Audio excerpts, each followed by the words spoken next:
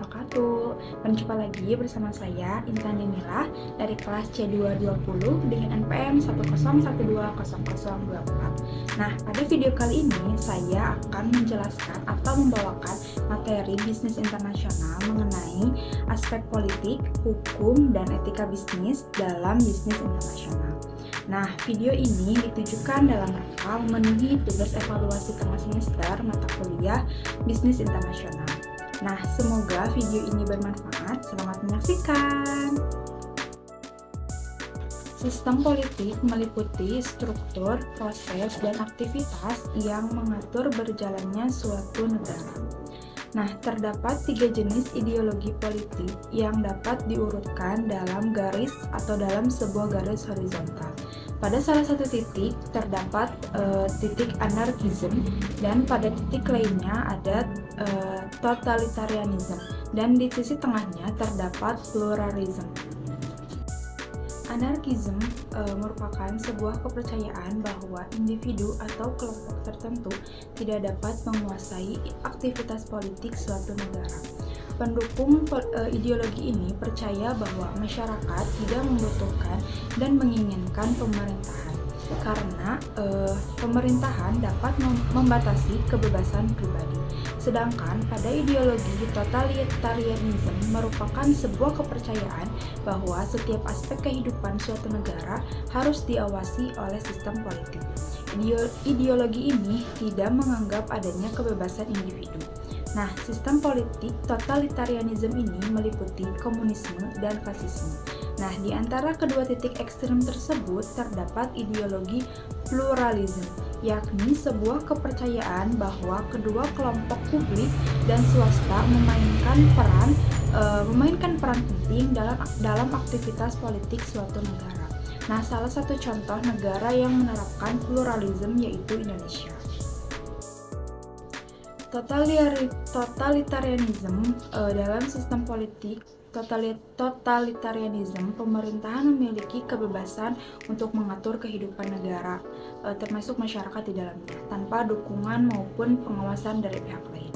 Nah, pemerintah yang menganut sistem politik ini pada umumnya memiliki 3 ciri utama. Yang pertama, adanya otoritas yang dipaksakan atau imposed authority. Yang kedua, sistem totalitarianisme ini menolak adanya jaminan konstitusional atau lack of constitutional guarantee. Dan yang ketiga, representasi politik terbatas pada pihak-pihak yang simpatik terhadap pemerintah. Sistem politik totalitarianisme ini dapat dibagi menjadi 2, yakni teokratik totalitarianisme dan sekular totalitarianisme. Sistem teokratik totalitarianisme ini adalah sebuah politik totalitarianisme yang dipimpin oleh tokoh agama. Sedangkan sekular totalitarianisme ini yaitu pemimpin politik bergantung pada kekuatan militer dan birokrasi. Sistem politik sekuler totalitarianisme ini dibagi menjadi 3, yaitu komunis, tribal, dan right wing. Nah, yang selanjutnya ada demokrasi. Demokrasi merupakan sistem politik ketika pemerintah dipilih secara langsung oleh masyarakat atau perwakilannya.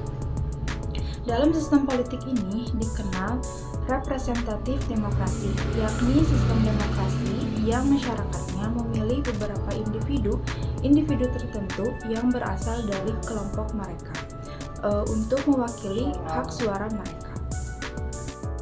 Sistem ini memiliki beberapa ciri seperti adanya kebebasan untuk berekspresi, adanya pemilihan secara periodik, adanya hak properti, hak asasi, hak kaum minoritas, dan tidak terdapat birokrasi non-politik.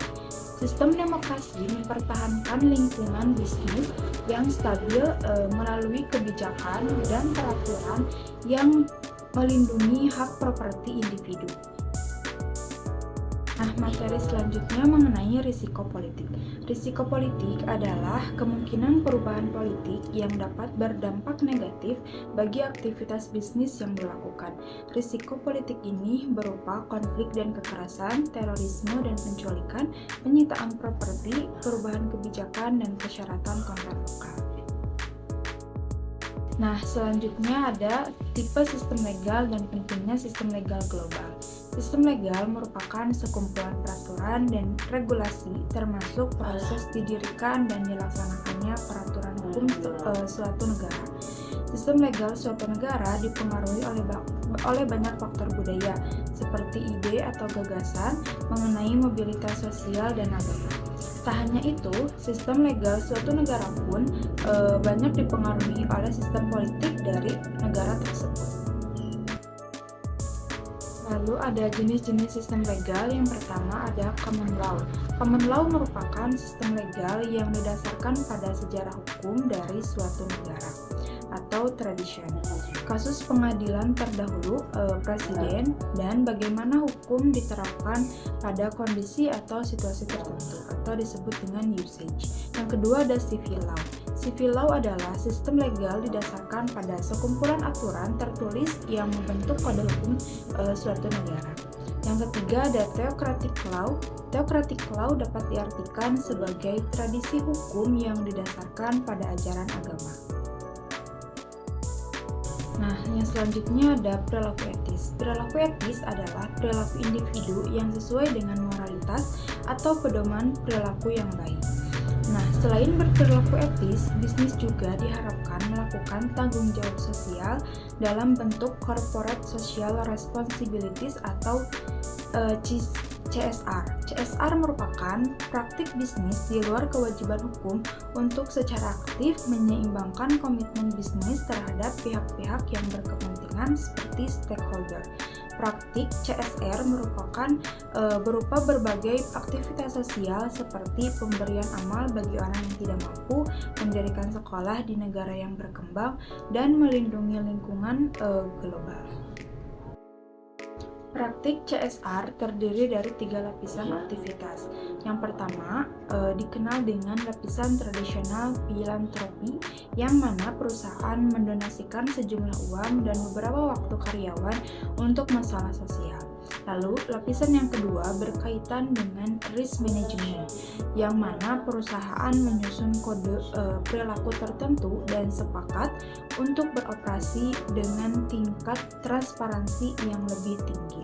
Nah, yang ketiga terdapat lapisan strategik CSR, di mana perusahaan membangun tanggung jawab sosial dalam operasi intinya, dalam rangka menciptakan nilai dan membangun keunggulan kompetitif.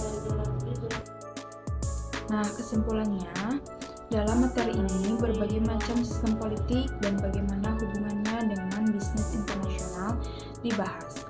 Nah, bagi perusahaan internasional, masing-masing sistem politik yang terdiri dari demokrasi atau totalitarianisme memiliki keunggulan dan kekurangan tertentu. Perusahaan nasional dan internasional semuanya dihadapkan pada risiko politik. Berbagai konflik dan kekerasan, terorisme, penyitaan properti, perubahan kebijakan, dan persyaratan konten lokal adalah risiko politik yang harus dihadapi. Selain itu, praktik bisnis internasional juga dipengaruhi oleh sistem hukum suatu negara yang terdiri dari common law, civil law, dan theocratic law. Nah, selain itu, perusahaan harus memperhatikan berbagai standar etika dalam menjalankan bisnis mereka jika mereka ingin bertahan dalam jangka waktu yang panjang. Nah, salah satu cara adalah dengan menerapkan tanggung jawab sosial perusahaan atau CSR. Nah, mungkin itu tadi pembahasan mengenai sistem politik, hukum, dan etika bisnis dalam bisnis internasional. Semoga video ini bermanfaat. Mohon maaf apabila ada salah-salah kata. Sekian dari saya. Wassalamualaikum warahmatullahi wabarakatuh.